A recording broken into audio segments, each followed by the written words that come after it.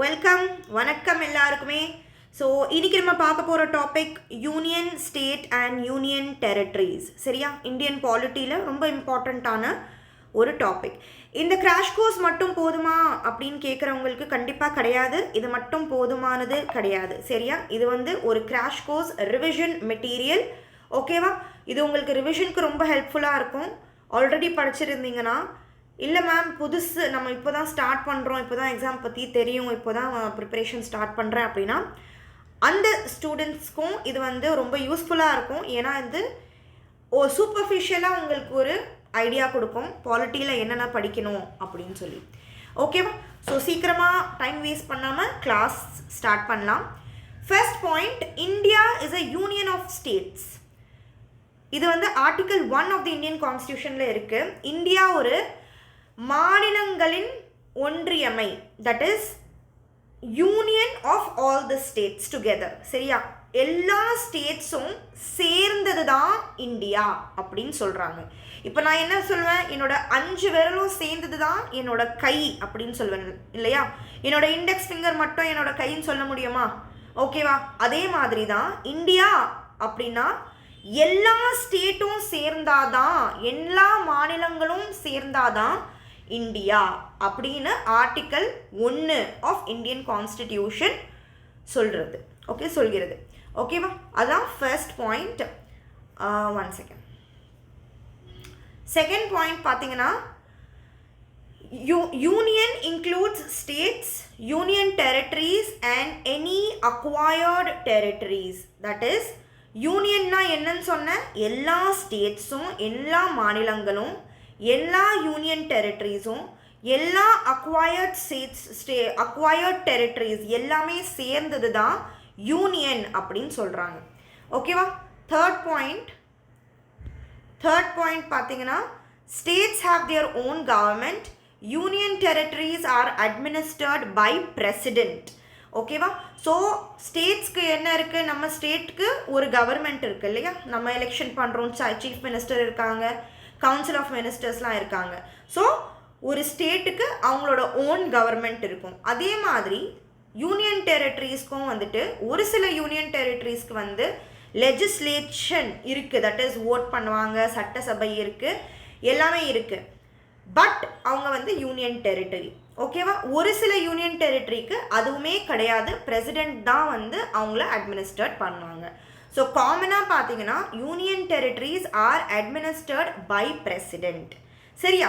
So காமனாக in ஜென்ரலாக பார்த்தோம்னா, India is a federal polity with unitary bias அப்படின்னு சொல்லுவோம். ஃபெட்ரல் பாலிட்டி அப்படின்னா என்னென்னா, சென்ட்ரல் கவர்மெண்ட்டும் இருக்கும், ஸ்டேட் கவர்மெண்ட்டும் இருக்கும். That is dual government, 2 government system இருக்கிற ஒரு சிஸ்டம் என்ன சொல்லுவோம், ஃபெட்ரல் பாலிட்டி அப்படின்னு சொல்லுவோம். ஆனால் எதுக்காக யூனிட்டரி பயாஸ் அப்படின்னு சொல்கிறோம் அப்படின்னா, இங்கே தட் இஸ் சென்ட்ரல் கவர்மெண்ட்க்கு, மத்திய ஆட்சிக்கு ரொம்ப பவர் இருக்குது. அதனால தான் யூனிட்டரி பயாஸ் அப்படின்னு சொல்கிறோம். சரியா?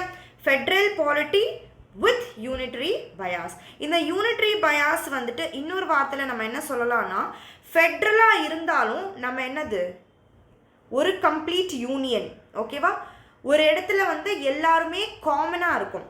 சென்ட்ரல் கவர்மெண்ட்டுக்கு அதிகமான பவர் ரொம்ப ஸ்ட்ராங்காக இருந்தாலுமே அந்த சிஸ்டம் இருக்குது. சென்ட்ரல் கவர்மெண்ட்டுக்கு அதிகமான பவர் இருக்கிறதும் எதுக்காக அப்படின்னா, எல்லா மாநிலங்களும் ஒரே மாதிரி இருக்கணும், எல்லா மாநிலங்களும் யூனியனாக இருக்கிறதுக்காக தான் சென்ட்ரல் கவர்மெண்ட்டுக்கு அதிகமான பவர் கொடுத்துருக்காங்க. புரியுதா?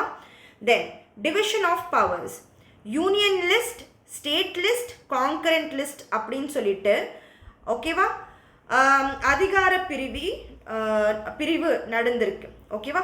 Union list, state list, concurrent list. இந்த யூனியன் லிஸ்ட்டில் என்னென்ன சப்ஜெக்ட் வரும், ஸ்டேட் லிஸ்ட்டில் என்னென்ன சப்ஜெக்ட் வரும், கான்கரண்ட் லிஸ்ட்டில் என்னென்ன சப்ஜெக்ட் வரும் அப்படின்னு 7th ஸ்கெடியூலில் சொல்லியிருக்காங்க. ஓகேவா? நீங்கள் அது ரஃப்லி கோ த்ரூ பண்ணலாம். அடுத்த பாயிண்ட் பாருங்கள். Union list has 100 subjects, state லிஸ்ட்டில் 61 சப்ஜெக்ட்ஸ் இருக்குது, கான்கரண்ட் லிஸ்ட்டில் பார்த்தீங்கன்னா 52 சப்ஜெக்ட்ஸ் இருக்குது.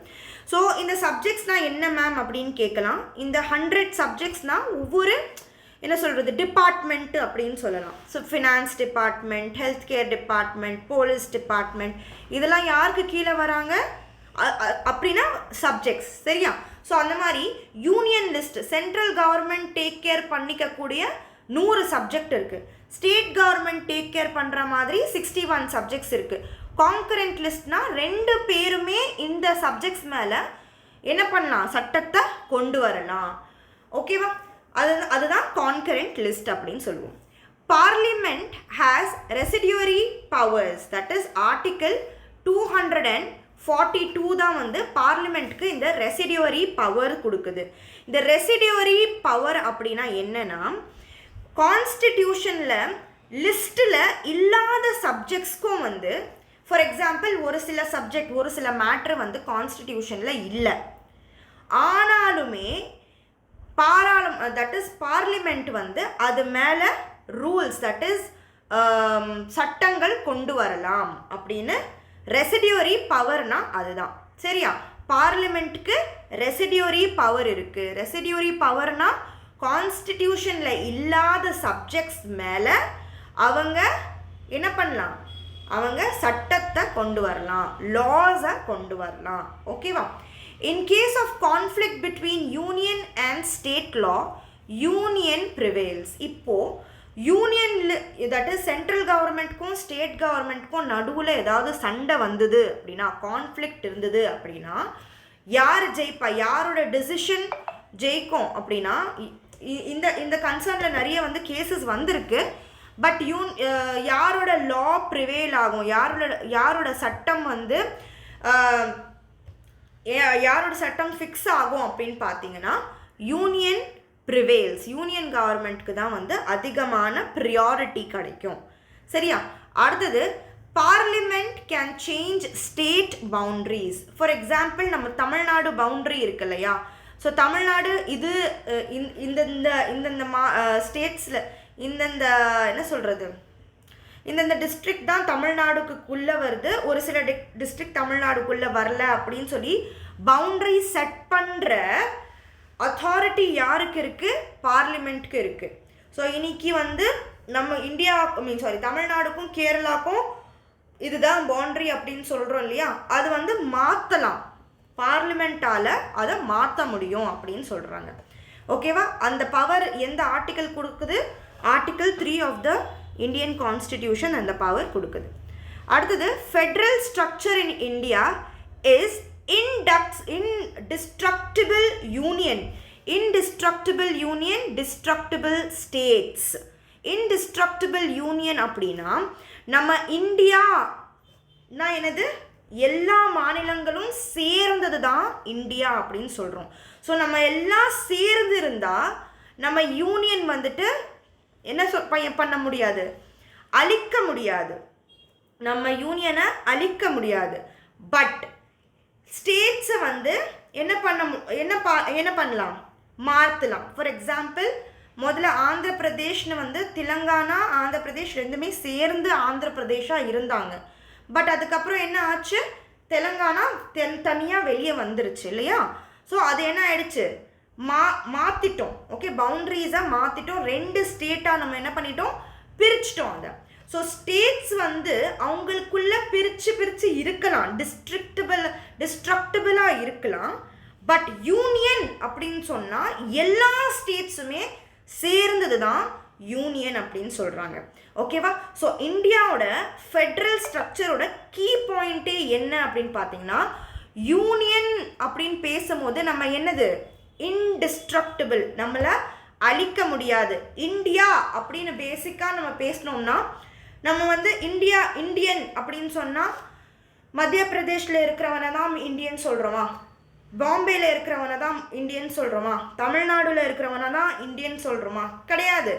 இந்தியன் சிட்டிசன் அப்படின்னு அந்த வார்த்தை வந்த உடனே நீங்கள் எங்கே வேணாலும் இருக்கலாம், இந்தியாவுக்குள்ளே எங்கே வேணாலும் இருக்கலாம். இந்தியன் சிட்டிசன்ஷிப்போட அந்த ப்ரைட், அந்த டிக்னிட்டி வந்து உங்களுக்கு கிடைக்கும். ஓகேவா? இன்டிஸ்ட்ரக்டிபிள் யூனியன், நம்ம இந்தியனாக இருக்கிறப்போ அந்த அந்த என்ன சொல்கிறது, அந்த ஒற்றுமையை வந்து யாராலையும் அழிக்க முடியாது.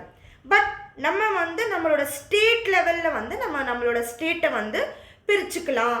நம்மளோட ஃபார் எக்ஸாம்பிள் இந்த டிஸ்ட்ரக்டிபிள் ஸ்டேட்ஸ் எப்படி, ஃபார் எக்ஸாம்பிள் மொழி, ஓகேவா, ஒரு சில பேர் வந்து அதே ஸ்டேட்டில் இருப்பாங்க, ஒரு சில பேர் ஒரு லாங்குவேஜை பேசுவாங்க, இன்னொரு சில பேர் வந்து டிஃப்ரெண்ட் லாங்குவேஜை பேசுவாங்க. ஸோ ஏன்னா நம்ம வந்து ஒரே ஸ்டேட்டில் அவங்க இருக்கணும் அப்படின்னு நம்ம ஃபோர்ஸ்ஃபுல்லாக சொல்ல முடியாது. பேஸ்ட் ஆன் லாங்குவேஜ் வந்து ஒவ்வொரு பேர் ஒரு சில பேர் வந்து அவங்களோட மாநிலத்தை பிரிச்சிருக்காங்க, ஓகேவா. ஸோ அதுதான் key point of Indian federal structure, ஓகேவா. இந்த வார்த்தைகள் வச்சு ஒரு மெயின்ஸ் கொஸ்டின்ஸ் கேட்டிருக்காங்க. Okay, describe the indestructible union and destructible state feature of India அப்படின்னு கேட்டிருக்காங்க. ஸோ அந்த ஃபீச்சர் தட் இஸ் இந்த மாதிரியான ஒரு ஃபீச்சர் வந்து எதுக்காக இந்தியாவுக்கு இருக்குன்னா, இந்தியா வந்து ஒரு ஃபெட்ரல் ஸ்ட்ரக்சராக இருக்குது அப்படின்னு சொல்கிறாங்க. சென்ட்ரல் பவர் வந்து எல்லாரையும் சேர்த்து வைக்குது, ஆனாலுமே ஸ்டேட்டுக்கும் அவங்களுக்கு கூடிய பவர் இருக்குது, ஓகேவா. ஓகே, அடுத்த பாயிண்ட் யூனியன் டெரிட்டரிஸ். இப்போ யூனியன் டெரிட்டரிஸை பற்றி பார்ப்போம். Union territories created for strategic, administrative, cultural and political reasons. So இந்த யூனியன் டெரிட்டரிஸ் அப்படின்னு எதுக்காக ஃபார்ம் பண்ணியிருக்காங்க அப்படின்னா, ஸ்ட்ராட்டஜிக், தட் இஸ் ரூல் பண்ணுறதுக்கு வந்து ரொம்ப ஈஸியாக இருக்கிற மாதிரி இருக்கிற பிளேசஸை வந்து யூனியன் டெரிட்டரிஸாக ஆக்கியிருக்காங்க.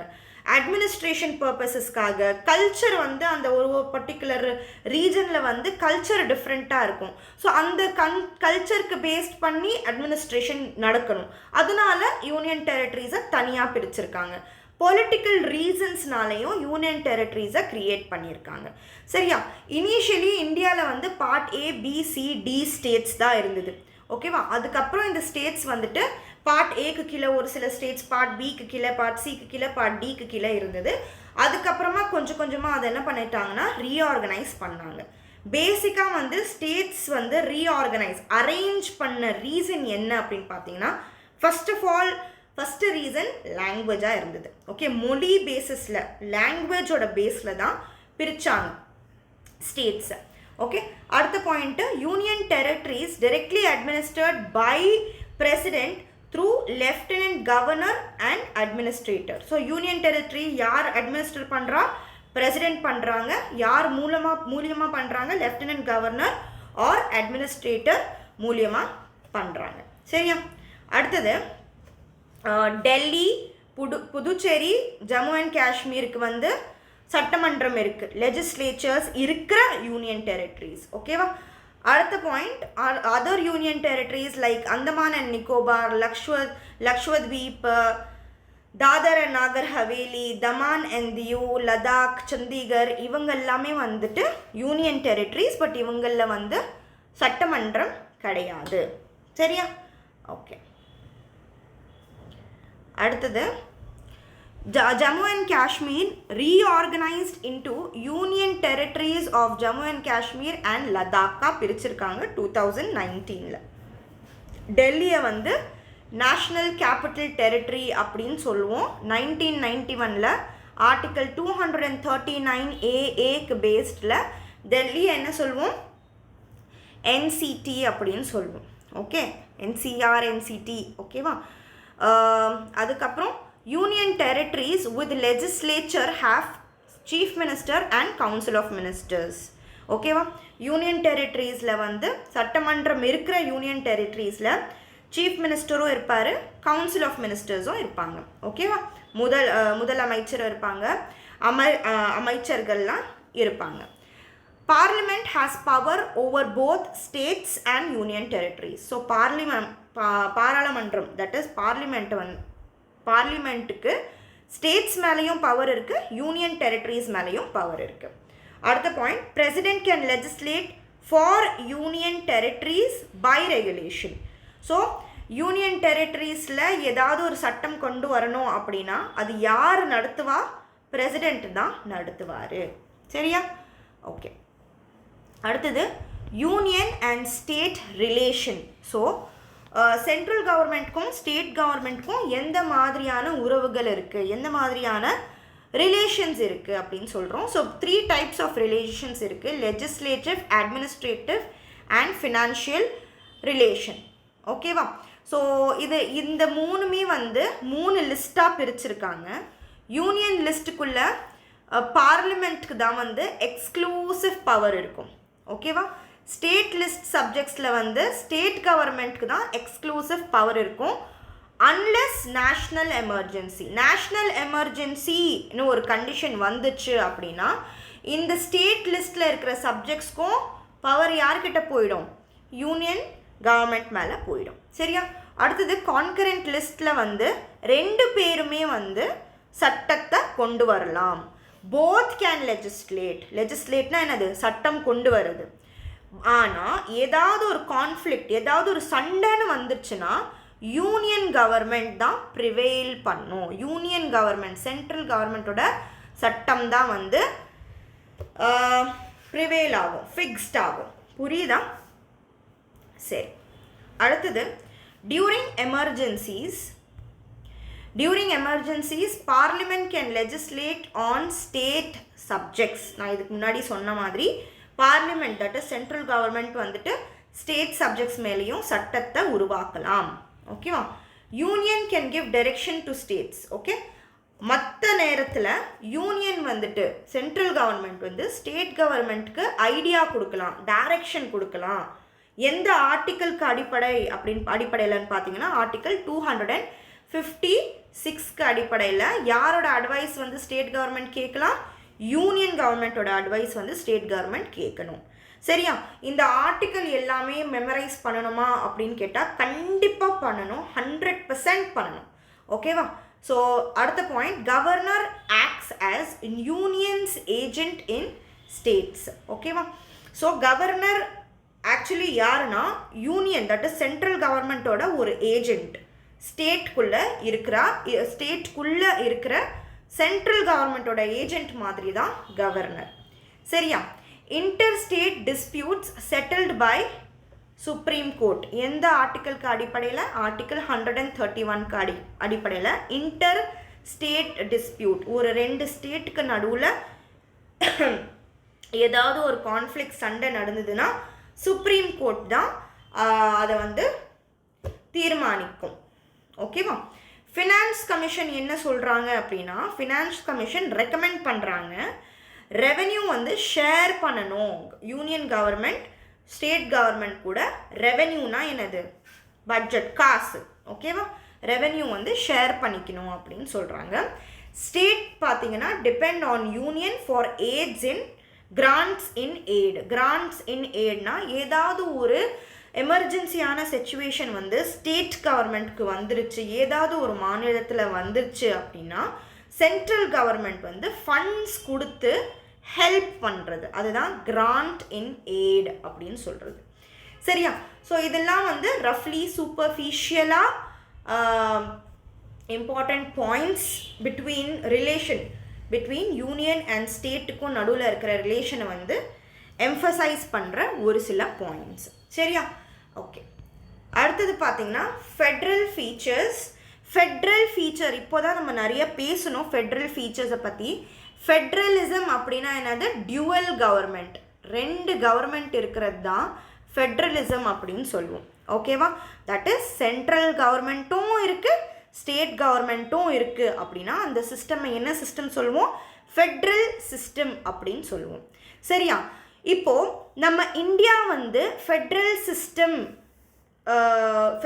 இந்தியன் கான்ஸ்டிடியூஷன் வந்து ஃபெட்ரல் ஃபீச்சர்ஸ் வச்சிருக்கு அப்படின்னு சொல்கிறதுக்கு என்னென்ன உதாரணங்கள் இருக்குது, என்னென்ன எக்ஸாம்பிள்ஸ் இருக்குது அப்படின்னு சொல்லணும் அப்படின்னா ஃபஸ்ட்டு பாயிண்ட்டு, நம்ம இந்தியாவுக்குள்ளே டியூவல் கவர்மெண்ட் இருக்குது, central government, state government. So இது இருந்தாலே அந்த சிஸ்டம் எந்த மாதிரியான சிஸ்டம்? Federal system. ஓகேவா? இரட்டை அரசு. ஓகேவா? இன்னொன்று பார்த்தீங்கன்னா ஃபெட்ரல் சிஸ்டம்னா இருக்கணும்னா கான்ஸ்டிடியூஷன் வந்து ரிட்டன் கான்ஸ்டிடியூஷனாக இருக்கணும். ஆமாம், இந்தியன் கான்ஸ்டிடியூஷன் எந்த மாதிரியான ஒரு கான்ஸ்டிடியூஷன்? Return constitution. ஓகேவா? இதில் பார்த்தீங்கன்னா சுப்ரீம் கோர்ட்டோட பவர், சுப்ரீம் கோர்ட்டோட ரோல் எப்படி இருக்குன்னா ஒரு அம்பையர் மாதிரி இருக்குது. கிரிக்கெட்டில் எப்படி நீங்கள் பால் 6 அடிச்சிங்களா 4 அடிச்சிங்களான்னு யார் டிசைட் பண்ணுவா? அம்பையர் தானே டிசைட் பண்ணுவாங்க. அதே மாதிரி இந்தியன் கவர்மெண்ட்டில் வந்துட்டு சென்ட்ரல் கவர்மெண்ட் பண்ணுறதுக்கு எல்லாமே சென்ட்ரல் கவர்மெண்ட் வந்து ஏதாவது ஒரு சட்டம் கொண்டு வருதுன்னா அந்த சட்டம் வந்து நியாயமாக இருக்கா அப்படின்னு செக் பண்ணுறது யார்? Supreme court. ஸோ இந்த மாதிரியான செக்கிங் சிஸ்டம்ஸ் இருக்கு இல்லையா, தட் இஸ் சென்ட்ரல் கவர்மெண்ட் சரியான வேலையை பார்த்துருக்கா, கான்ஸ்டிடியூஷனுக்கு ஏற்ற மாதிரி சட்டங்களை கொண்டு வந்திருக்கா அப்படின்னு சொல்லிட்டு செக் பண்ணுற ரோல் யாருக்கு இருக்குது? சுப்ரீம் கோர்ட்டுக்கு இருக்குது. இந்த மாதிரியான சுப்ரீம் கோர்ட்டுக்கு பவர் இருக்கிற ஒரு சிஸ்டமை ஃபெட்ரல் சிஸ்டம் அப்படின்னு சொல்லுவோம். சரியா? அதனால தான் இந்தியா என்ன மாதிரியான ஒரு system? That is Federal and இப்போ தான் கொஞ்ச நேரத்துக்கு முன்னாடி நம்ம பார்த்தோம், பட் யூனிட்டரி இன் பயாஸ். ஓகேவா? ஸோ இந்த ஃபெட்ரல் ஸ்ட்ரக்சர் இருக்கிறதுனால தான் நம்மளோட என்டையர் சிஸ்டம் எப்படி இருக்குது? யூனிட்ரி பயாஸாக இருக்குது. பவர் வந்து டிஸ்ட்ரிபியூட் பண்ணாலும் சென்ட்ரல் அண்ட் ஸ்டேட்டுக்கு டிஃப்ரெண்ட் பவர் இருந்தாலுமே பவர் அதிகமாக சென்ட்ரலுக்கு ஏன் இருக்குது அப்படின்னா, அப்படி இருந்தால் தான் எல்லா ஸ்டேட்ஸுமே சேர்ந்து இருக்கும் அப்படின்னு சொல்கிறாங்க. ஓகேவா? Division of powers via 3 list இப்போ தான் பார்த்தோம். இந்த டிவிஷன் ஆஃப் பவர்ஸ் வந்து எந்த மூலமாக என்னென்ன எப்படி டிவிஷன் பண்ணுறாங்க அப்படின்னா 3 லிஸ்ட்டில் டிவிஷன் பண்ணுறாங்க. Union list, state list, concurrent list. Independent judiciary ensures Federal balance. இப்போ தான் நான் இந்த பாயிண்டில் அம்பையராக ஒர்க் பண்ணுறது யார்? நம்ம ஜுடிஷரி தான், சுப்ரீம் கோர்ட் தான் அம்பையராக ஒர்க் பண்ணுறாங்க. ஸோ அப்போது ஃபெட்ரல் சிஸ்டம் பேலன்ஸ்டாக இருக்கா அப்படின்னு செக் பண்ணுறது யார்? இண்டிபெண்ட் ஜுடிஷரி தான். Okay, 1 second. இண்டிபெண்ட் ஜுடிஷரி தான் ஃபெட்ரல் சிஸ்டம் இருக்கா இல்லையான்னு சொல்லிட்டு செக் பண்ணுது. ஓகேவா? இன்னும் ஒரு பாயிண்ட்டை மிஸ் பண்ணிட்டோம். Bicameralism at centre, that is Lok Sabha and Rajya Sabha. ராஜ்யசபாவில் யார் இருப்பாங்க? ஸ்டேட் ரெப்ரசன்டேட்டிவ் இருப்பாங்க. ஸோ ஸ்டேட் ரெப்ரசன்டேட்டிவ் ராஜ்யசபாவில் இருக்கிறதுனால அங்கே என்ன இருக்குது? ஸ்டேட்டுக்கும் ஒரு முக்கியத்துவம் கொடுத்தே ஆகணும் சென்டர். ஸோ அப்போ அங்கே என்ன பேலன்ஸ் ஆகுது? ஃபெட்ரல் நேச்சர் பேலன்ஸ் ஆகுது. ஓகேவா? ஸோ பைகேமரலிசம் சென்டரில் இருக்கிறதுனால அது வந்து நம்ம இந்தியன் கான்ஸ்டிடியூஷனை ஒரு ஃபெட்ரல் தட் இஸ் நம்ம இந்தியன் சிஸ்டம், இந்தியன் கான்ஸ்டியூஷன் சிஸ்டமில் ஃபெட்ரல் ஃபீச்சர்ஸ் இருக்குது அப்படின்னு ஒரு ப்ரூஃப். புரியுதா? இண்டிபெண்ட் ஜுடிஷரி ஃபெட்ரல் பேலன்ஸ் இருக்கா அப்படின்னு செக் பண்ணுது. ஸோ இந்த ஃபீச்சர்ஸ் எல்லாமே என்ன ப்ரூஃப் பண்ணுது அப்படின்னா, Indian constitution has Federal features அப்படின்னு ப்ரூஃப் பண்ணுது. ஸோ இந்த மாதிரியான கொஷின்ஸ் உங்கள் மெயின்ஸில் கேட்பாங்க. Proof that Indian constitution has Federal features. இல்லைனா ஒரு சில என்ன சொல்லுது, ஒரு சில பாயிண்ட் இப்போ கொஞ்ச நேரத்துக்கு முன்னாடியே ஒரு பாயிண்ட் நம்ம பார்த்தோம் இங்கே. ஓகே ஓகே ஒரு சில 1 மினிட் இந்த பாயிண்ட் பேஸ் பண்ணி மெயின்ஸில் கொஷின் வரலாம். Federal polity with unitary bias இருக்கா இந்தியாவில்? அப்போனா நீங்கள் எப்படி ப்ரூஃப் பண்ணுவீங்க? இந்தியன் பாலிட்டி வந்து ஃபெட்ரல் பாலிட்டி அப்படின்னு எப்படி ப்ரூஃப் பண்ணுவீங்க? டியூவல் கவர்மெண்ட் இருக்குது அப்படின்னு சொல்வீங்க, பார்லிமெண்ட்டில் பைகேமரலிசம் இருக்குது அப்படின்னு சொல்வீங்க, இண்டிபெண்டன்ட் ஜுடிஷரி வந்து ஃபெட்ரல் பேலன்ஸை செக் பண்ணுது அப்படின்னு சொல்வீங்க. அதுக்கப்புறமா வந்துட்டு பவர் டிஸ்ட்ரிபியூஷன் வந்து இந்த 3 லிஸ்ட்டு வயா த 3 list, concurrent list union list, state list, concurrent list மூலமாக பவர்ஸை வந்து டிவைட் பண்ணியிருக்காங்க. ஸோ இந்த ஃபீச்சர்ஸ்லாம் பார்த்தோம் அப்படின்னா நம்ம இந்தியன் பாலிட்டி ஒரு ஃபெட்ரல் பாலிட்டியாக இருக்குது அப்படின்னு நம்ம ஆர்குமெண்ட்ஸ் கொடுக்கலாம். வித் யூனிட்ரி பயாஸ் எப்படி சொல்கிறீங்கன்னா, யாருக்கு அதிகமான பவர் இருக்குது? சென்டருக்கு அதிகமான பவர் இருக்குது. எமர்ஜென்சி டைம்லலாம் சென்டருக்கு தான் அதிகமான பவர் இருக்குது. பிரசிடென்ட் தான் யூனியன் டெரிட்டரிஸ்லாம் அட்மினிஸ்டர் பண்ணுறாரு. அதுக்கப்புறம் ஒரு யூனியனோட ஏஜென்ட் கவர்னர் வந்து ஸ்டேட்டுக்குள்ளே இருக்காங்க. ஓகேவா? கான்கரண்ட் லிஸ்ட்டில் வந்து யூனியனுக்கும் ஸ்டேட்டுக்கும் ஏதாவது பிரச்சனை வந்துச்சுன்னா யாரோட சட்டம் வந்து ஸ்ட்ராங்காக நிற்கும், யூனியனோட சட்டம் தான் ஸ்ட்ராங்காக இருக்கும். இந்த பாயிண்ட்ஸ் எல்லாம் பார்த்தோம் அப்படின்னா இந்தியன் சிஸ்டம் வந்து யூனிட்டரி பயாஸில் இருக்குது அப்படின்னு சொல்லலாம். புரியுதா? ஸோ இது வந்து அப்படியே நீங்கள் வந்து ஃபேக்சுவல் கொஷின்ஸும் இருக்குது. எந்த ஆர்டிக்கல் யாருக்கு பவர் கொடுக்குறா, எந்த ஆர்டிக்கலில் என்ன மென்ஷன் பண்ணியிருக்காங்க, யூனியனுக்கு என்ன பவர், ஸ்டேட்க்கு என்ன பவர், இந்த மாதிரி வந்து ப்ரிலிம்ஸில் கேட்கலாம் உங்களுக்கு. மெயின்ஸில் வந்து இந்த டாபிக் வந்து இந்த மாதிரி ஜஸ்டிஃபை பண்ண சொல்லுவாங்க. நீங்கள் உங்களோட ஐடியாஸை கொடுங்க, நீங்கள் என்ன நினைக்கிறீங்க, நீங்கள் கிரிட்டிசைஸ் பண்ணுங்கள், நீங்கள் இவாலுவேட் பண்ணுங்கள், நீங்கள் டிஸ்கிரைப் பண்ணுங்கள், நீங்கள் வந்து டிஸ்கஸ் பண்ணுங்கள். இந்த மாதிரி வார்த்தைலாம் அதிகமாக வரும். அதில் நீங்கள் உங்களோட பாயிண்ட்டை வச்சு எழுதணும். ஸோ இந்த மாதிரி வந்து குரூப் 1 குரூப் 2 எக்ஸாமுக்கு கேட்பாங்க. குரூப் 2A வந்து இதே டாபிக்ஸ் வந்து இன்னும் கொஞ்சம் டீப்பாக உங்களுக்கு இன்னும் உங்களுக்கு கான்செப்ட் நல்லா புரிஞ்சிருக்கான்னு செக் பண்ணுற அளவுக்கு கொஷின்ஸ் வரும். சரியா? ஓகே. ஸோ நம்ம இதெல்லாம் முடிச்சிட்டோம். Union and state, grant and federal features. Okay, federal features continue பண்ணலாம். So rigid constitution partly ensures federalism. Rigid constitution அப்படின்னா ஒரு சில பார்ட் ஆஃப் கான்ஸ்டிடியூஷன் வந்து நம்ம ஈஸியாக சேஞ்ச் பண்ண முடியாது, அமெண்ட் பண்ண முடியாது. ஸோ அந்த மாதிரியான ஃபீச்சர் இருக்கிறதுனால ஃபெட்ரலிசம் ஸ்ட்ராங்காக இருக்குது அப்படின்னு சொல்கிறாங்க. சரியா? Representation of states in Rajya Sabha, இதுக்கு முன்னாடி நான் சொன்னேன். அதுக்கப்புறம் all India services, that is இந்தியாவில் பார்த்தீங்கன்னா நீங்கள் ஐஏஎஸ் ஆஃபீஸராக இருந்தீங்கன்னா நீங்கள் இங்கேருந்து ஜம்மு அண்ட் காஷ்மீர்லேயும் நீங்கள் வந்து ஐஏஎஸ் ஆஃபீஸராக இருக்கலாம். ராஜஸ்தானில் இருக்கிற ஒரு ஆஃபீஸர் வந்து தமிழ்நாடுல ஐஏஎஸ் ஆஃபீஸராக இருக்கலாம். ஸோ அப்போது இந்த ஆல் இண்டியா சர்வீசஸ் இருக்கிறதுனால இங்கே இருக்கிற சிட்டிசன் அங்கே போய் வேலை செய்கிறாங்க, அங்கே இருக்கிற சிட்டிசன் இங்கே வந்து வேலை செய்கிறாங்க. ஸோ அப்போது யாரோட இன்ஃப்ளூயன்ஸ் அதிகமாக இருக்குது? சென்ட்ரல் யூனியனோட இன்ஃப்ளூயன்ஸ் அதிகமாக இருக்குது ஆல் இண்டியா சர்வீசஸ் மூலமாக. ஒவ்வொரு ஸ்டேட்டுக்கும் அவங்களோட ஹைகோர்ட்ஸும் இருக்குது, அவங்களோட சட்டசபைகள் இருக்குது, லெஜிஸ்லேச்சர்ஸ் இருக்குது. இது எல்லாமே இருந்தாலுமே சென்டர் எப்படி இருக்குது? ஸ்ட்ராங்காக இருக்குது ஸ்டேட்ஸை விட. ஸோ இந்த சென்டர் வந்து ஸ்ட்ராங்காக இருக்கிறதுனால நம்ம Indian federalism is not fully federal, but என்னது குவாசி ஃபெட்ரல் அப்படின்னு சொல்லுவோம். ஓகேவா? இதுவும் ஒரு மெயின்ஸ் கொஷனாக உங்களுக்கு கேட்கலாம். எதனால் வந்து இந்தியன் ஃபெட்ரல் ஃபீச்சர்ஸை குவாசி ஃபெட்ரல் அப்படின்னு சொல்கிறோம் அப்படின்னா, ஸ்டேட்டுக்கு பவர் இருக்குது, யூனியனுக்கு பவர் இருந்தாலுமே ரெண்டு பேருமே சேர்ந்து வேலை செஞ்சாலுமே ஒரு கட்டத்தில் பார்த்தீங்கன்னா சென்டருக்கு தான் அதிகமான பவர் இருக்கிறதுனால நம்ம ஃபுல்லி ஃபெட்ரலாக இல்லாமல் நம்ம குவாசி ஃபெட்ரலாக இருக்கும் அப்படின்னு நீங்கள் ஆர்கியூமெண்ட் கொடுக்கணும். ஓகேவா? எக்ஸ்பிளனேஷன் வைக்கணும். புரியுதா? ஓகே.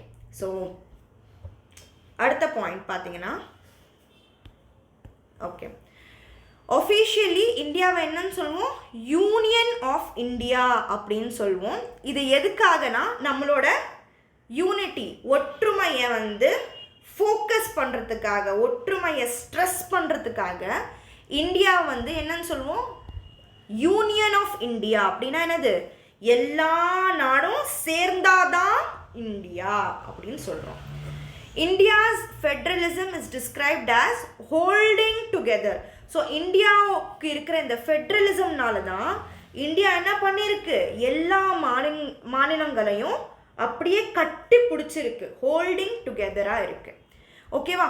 இந்த மாநிலங்களை வந்து ரீஆர்கனைஸ் பண்ணுது. தட் இஸ் இது வந்து தமிழ்நாடு, இது ஆந்திர பிரதேஷ், இது கேரளா, இது தெலுங்கானா, இது ஒரிசா, இது மத்திய பிரதேஷ், இது மகாராஷ்டிரா அப்படின்னு சொல்லி பிரிக்கிற காரணம் என்ன அப்படின்னா லிங்குவிஸ்டிக், லாங்குவேஜ்க்காக. ஓகேவா? ஒரே லாங்குவேஜ் பேசுகிறவங்க வந்து கூடி இருந்தால் ஈஸியாக அட்மினிஸ்டர் பண்ணலாம். இப்போது தமிழ்நாடுலேயே பார்த்தீங்கன்னா தமிழ் பேசுகிறவங்க, இங்கிலீஷ் பேசுகிறவங்க, ஹிந்தி பேசுகிறவங்க, பெங்காலி பேசுகிறவங்க, மராட்டி பேசுகிறவங்க எல்லாரும் இருந்தால் கவர்மெண்ட்னால ஈஸியாக வந்து ஆட்சி பண்ண முடியாது. ஓகேவா? ஒரே லாங்குவேஜ் பேசுகிறவங்க ஒரு இடத்துல இருந்தால் ஈஸியாக ஆட்சி பண்ணலாம். அதனால தான் லாங்குவேஜ்க்கு பேஸ் பண்ணி ஸ்டேட்ஸை பிரித்தாங்க 1956 அப்போ. இன்டர்ஸ்டேட் கவுன்சில் வந்து அண்டர் ஆர்டிக்கல் 263க்கு பேசிஸில் இன்டர்ஸ்டேட் கவுன்சில் வந்து செட்டப் பண்ணாங்க. இந்த இன்டர்ஸ்டேட் கவுன்சில் என்ன பண்ணும் அப்படின்னா, 2 மாநிலங்களுக்கு நடுவுலையோ தட் இஸ் ஒரு மாநிலமும் மத்திய தட் இஸ் சென்ட்ரல் கவர்மெண்ட்க்கும் ஸ்டேட் கவர்மெண்ட்க்கும் ஏதாவது ஒரு சண்டை நடந்துச்சுன்னா அதை வந்து இந்த இன்டர்ஸ்டேட் கவுன்சில் வந்துட்டு 2 ஸ்டேட்ஸ்க்கு நடுவில் இருக்கிற சண்டையை வந்து தீர்மானித்து வைக்கும், டிஸ்பியூட்ஸை வந்து கிளியர் பண்ணும். அதே வேலை தான் ஜோனல் கவுன்சிலும் பண்ணுவாங்க. ஜோனல் கவுன்சில் இன்னும் கொஞ்சம் கிளியர் என்ன சொல்கிறது, இன்டர்ஸ்டேட் கவுன்சில் கொஞ்சம் மேலே இருந்துச்சுன்னா ஜோனல் கவுன்சில் அதுக்கு கீழே இருக்கிற மாதிரி. ஓகேவா? ஸோ இதெல்லாம் இந்த கவுன்சில்லாம் வந்து எதுக்காக செட் பண்ணியிருக்காங்க? இன்டர்ஸ்டேட் கவுன்சில் பார்த்தீங்கன்னா இது ஒரு கான்ஸ்டிடியூஷனல் பாடி. ஓகேவா? கான்ஸ்டிடியூஷனல் பாடினா இந்த மாதிரியான ஒரு கவுன்சிலை செட்டப் பண்ணணும் அப்படின்னு சொல்லிட்டு நம்ம இந்தியன் கான்ஸ்டிடியூஷனில், இந்தியன் அரசியல் அமைப்பில் வந்து சொல்லியிருந்தாங்க அப்படின்னா இந்த பர்டிகுலர் பாடியை கான்ஸ்டிடியூஷனல் பாடி அப்படின்னு சொல்லணும். நம்ம இந்தியன் கான்ஸ்டிடியூஷனில் மென்ஷன் பண்ணியிருந்தாங்க இந்த மாதிரி ஒரு பாடி செட்டப் பண்ணணும், ஒரு ஆர்டிக்கலுக்கு பேஸ்ட் பண்ணி இந்த மாதிரி ஒரு பாடியை செட் பண்ணுறாங்க, இந்த மாதிரி ஒரு கவுன்சிலை செட் பண்ணுறாங்கன்னா அந்த மாதிரியான ஒரு பாடியை கான்ஸ்டிடியூஷனல் பாடி அப்படின்னு சொல்லணும். தட் இஸ் அது உருவாக்குறதுக்கு ஒரு ஆர்டிக்கல் தேவைப்படுது அப்படின்னா அது கான்ஸ்டிடியூஷனல் பாடி. அதே ஜோனல் கவுன்சில் வந்துட்டு இது வந்து ஒரு ஸ்டாட்யூட்டரி பாடி. ஓகே, ஸ்டாட்யூட்டரி பாடி. ஸோ இது உருவாக்குறதுக்கு எந்த ஒரு ஆர்டிக்கலும் தேவைப்படலை. ஸோ இந்த ஜோனல் கவுன்சில் வந்து என்ன பண்ணும் அப்படின்னா, நிறைய ஸ்டேட்டுக்கும் இல்லை ஏதோ ஒரு 2 ஸ்டேட்டுக்கு நடுவில் ப்ராப்ளம் இருக்குது, 2 ஜோனுக்கு நடுவில் ப்ராப்ளம்ஸ் இருக்குது அப்படின்னா அதை வந்து கிளியர் பண்ணுற வேலை தான் இந்த ஜோனல் கவுன்சில்ஸ்க்கு இருக்கிற வேலை. இந்த மாதிரி வேலை இருக்கிறதுனால, இந்த மாதிரியான கவுன்சில்ஸ் இருக்கிறதுனால கோஆப்ரேட்டிவ் ஃபெட்ரலிசம் ப்ரமோட் ஆகுது. That is federal structure of India வந்து மெயின்டைன் ஆகிட்டு இருக்கு. ஓகேவா? திருப்பியும் பார்த்தீங்கன்னா மெயின்ஸ் பாயிண்ட் ஆஃப் வியூவில் நீங்கள் இந்த மாதிரியான பாடிஸோட பேரெலாம் மென்ஷன் பண்ணி, ஆர்டிகல்ஸ்லாம் மென்ஷன் பண்ணி இதெல்லாம் இருக்கிறதுனால தான் இந்தியா ஒரு ஃபெட்ரல் பாலிட்டி அப்படின்னு சொல்கிறோம் அப்படின்னு நீங்கள் உங்கள் பாயிண்ட்ஸை வச்சிங்கன்னா மார்க் வந்து நல்லா கிடைக்கும். ஓகேவா? ஸோ இந்த இன்டர்ஸ்டேட் கவுன்சிலோட செட்டப்பை பற்றி, இந்த ஜோனல் கவுன்சில்ஸோட ஃபீச்சர்ஸை பற்றிலாம் நம்ம டீப்பாக வந்து இந்தியன் பாலிட்டி மெயின்ஸ்க்காக படிப்போம் இல்லையா, நம்ம free prelims come mains course என்னோடய யூடியூப் சேனல்லையே ஸ்டார்ட் ஆகும்போது அதை நீங்கள் ஃபாலோ பண்ணிங்கன்னா இன்னும் உங்களுக்கு கிளியராக புரியும். ஓகேவா? ஓகே, ஸோ அடுத்தது பார்த்தீங்கன்னா ஜிஎஸ்டி கவுன்சில் 2016 வந்தது இந்த பாடி. இந்த பாடியில் பார்த்தீங்கன்னா யூனியன் கவர்மெண்ட்டோட மெம்பர்ஸும் இருப்பாங்க, ஸ்டேட் கவர்மெண்ட்டோட மெம்பர்ஸும் இருப்பாங்க. ஸ்பெஷல் கேட்டகரி ஸ்டேட்ஸ் பார்த்தீங்கன்னா, ஸ்பெஷல் கேட்டகரி ஸ்டேட்ஸ் வந்துட்டு ஸ்பெஷல் கேட்டகரி ஸ்டேட்ஸுக்கு யூனியன் கவர்மெண்ட் அதிகமான ஹெல்ப் பண்ணும், ஏடை கொடுக்கும். ஓகே, ஸோ அடுத்த point, union territories show unitary features, states show Federal features அப்படின்னு சொல்கிறாங்க. யூனிட்டரி ஃபீச்சர்ஸ் எதுக்காக யூனியன் டெரிட்டரி காட்டுது அப்படின்னு சொல்கிறாங்கன்னா, யூனியன் டெரிட்டரியை வந்து யார் ரூல் பண்ணுறா, யார் அட்மினிஸ்டர் பண்ணுறா, சென்ட்ரல் கவர்மெண்ட் தான் அட்மினிஸ்டர் பண்ணுறாங்க. அதனால தான் யூனியன் டெரிட்டரிஸ் வந்து யூனிட்டரி ஃபீச்சர்ஸை காட்டுது அப்படின்னு சொல்லுவோம். ஸ்டேட்ஸ் வந்துட்டு ஃபெட்ரல் ஃபீச்சர்ஸை காட்டுது. ஏன்? ஸ்டேட்டுக்கு அவங்களோட ஸ்டேட் கவர்மெண்ட் தான் ஸ்டேட் அட்மினிஸ்டர் பண்ணிக்குது. ஓகேவா? அடுத்தது Sarkaria and Punchhi commission studied union and state relation. So union and state relation பற்றி வந்து சர்க்காரியா அண்ட் பஞ்சி கமிஷன் வந்து நிறைய சொல்லியிருக்காங்க யூனியன் அண்ட் ஸ்டேட் ரிலேஷனை பற்றி. அடுத்தது டிஸ்பைட் ஃபெட்ரலிசம் இருந்தாலுமே இந்தியா எப்படி ஃபங்க்ஷன் பண்ணுது, ஒரு சிங்கிள் இன்டகிரேட்டட் பாலிட்டியாக ஃபங்க்ஷன் பண்ணுது அப்படின்னு சொல்கிறோம். ஓகேவா? ஸோ இருங்க, என்னோடய ஃபேஸ் கொஞ்சம் கம்மி பண்ணிக்கிறேன், அப்போ தான் உங்களுக்கு தெரியும். ஓகே, ஸோ இருந்தாலுமே இந்த ஃபெட்ரல் நேச்சர் இருந்தாலுமே இந்தியா எப்படி இருக்குது, ஒரு சிங்கிள் இன்டகிரேட்டட் பாலிட்டியாக தான் இருக்குது. ஸோ ஃபெட்ரல் ஸ்ட்ரக்சர் எக்ஸிஸ்ட் ஆனாலும் இந்தியாவுக்கு ஸ்ட்ராங் சென்டர் இருக்குது. அதனால தான் India is functioning as a single integrated polity அப்படின்னு சொல்கிறோம். சரியா? இது ரொம்ப பெரிய ஒரு லென்த்தியான ஒரு டாபிக். அதை வந்து நான் க்ரக்ஸ் பண்ணி உங்களுக்கு எல்லா இம்பார்ட்டண்ட் இன்ஃபர்மேஷனும் கொடுத்துருக்கேன். ஓகேவா? ஸோ நிறைய மெயின்ஸில் வந்து இந்த டாப்பிக்கில் இருந்து குரூப் 1 குரூப் 2 டிஸ்கிரிப்டிவ் மெயின்ஸில் வந்து இந்த டாப்பிக்கில் இருந்து நிறைய கொஷின்ஸ் வந்திருக்கு. ஸோ இந்த ஒவ்வொரு பாயிண்ட்லேயும் டீப்பான இன்ஃபர்மேஷன் உங்களுக்கு தேவை. நீங்கள் படிக்கணும், டீப்பாக படிச்சுக்கணும். இந்த மாதிரி வந்து என்ன வாட் இஸ் வாட் மாதிரி நான் நோட்ஸ் கொடுத்துருக்கேன். பட் அது போதுமா அப்படின்னு கேட்டால் கண்டிப்பாக பத்தாது. ஓகேவா? ஸோ இது எல்லா நோட்ஸ் வந்து லாஸ்ட் மினிட் ரிவிஷனுக்காக ஒரு ரொம்ப நல்ல ஒரு நோட்ஸாக இருக்கும். ஓகேவா? ஸோ இதை ரொம்ப என்ன சொல்கிறது, வேஸ்ட் பண்ணாமல் யூஸ் பண்ணிக்கோங்க. ஸோ நிறைய பேர் வந்து டீமோட்டிவேட்டடாக ஆயிடுறீங்க. ஒரு ஸ்டார்டிங்கில் இருந்த அந்த என்தூசியாசம், ஸ்டார்டிங்கில் இருந்த அந்த மோட்டிவேஷன் வந்து கண்டினியூவஸாக இருக்க மாட்டேங்குது. ஒரே ஒரு அட்வைஸ் சொல்கிறேன்.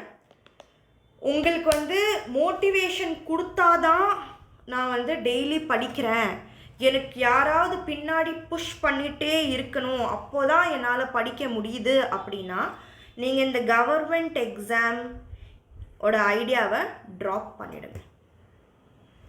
பின்னாடி மோட்டிவேஷன் இருந்தால் மட்டும்தான் உங்களால் பண்ண முடியும் அப்படின்னா இது வந்து அதுக்காக அந்த பிளேஸ் கிடையாது. பாருங்க, வந்து நம்ம ஸ்கூலில் இல்லை, நம்ம சின்ன பசங்க, நம்ம கிட்ஸ் கிடையாது, நம்ம ஸ்டூடெண்ட்ஸ் கிடையாது. இது வந்து நீங்கள் இந்த எக்ஸாம் எழுதி உங்களுக்கு எந்த ஒரு டிகிரியும் கிடைக்க போகிறது கிடையாது. இது வந்து ஒரு ஜாபுக்காக ஒரு இன்டர்வியூ ப்ரொசீஜர் இது. சரியா? இதில் உங்களுக்கு பின்னாடி மோட்டிவேஷன் இருந்தால் தான் நான் படிப்பேன் அப்படின்னா 1 நாள் படிப்பீங்க, 2 நாள் படிப்பீங்க, 3 நாள் படிப்பீங்க.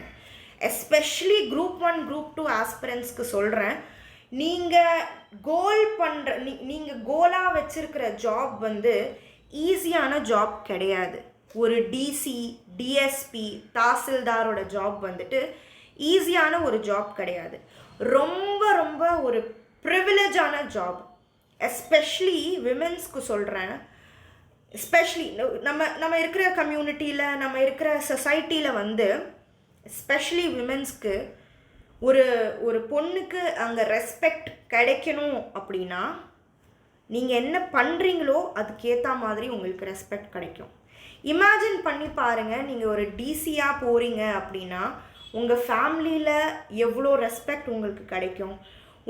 உங்கள் பசங்க இன்றைக்கி வந்து எல்லா லேடிஸும் கொடுக்குற ரீசனே என்னென்னா, மேம் பசங்க இருக்காங்க மேம், படிக்க முடியல மேம், மேம் கல்யாணம் ஆகிடுச்சு மேம், நான் இங்கே இருக்கேன் மேம், நான் ஃபேமிலியில் இருக்கேன், எப்படி படிக்கணும், எப்படி என்னால் முடியல. இன்னைக்கு நீங்கள் சொல்கிற பசங்க ஃபேமிலி தான்.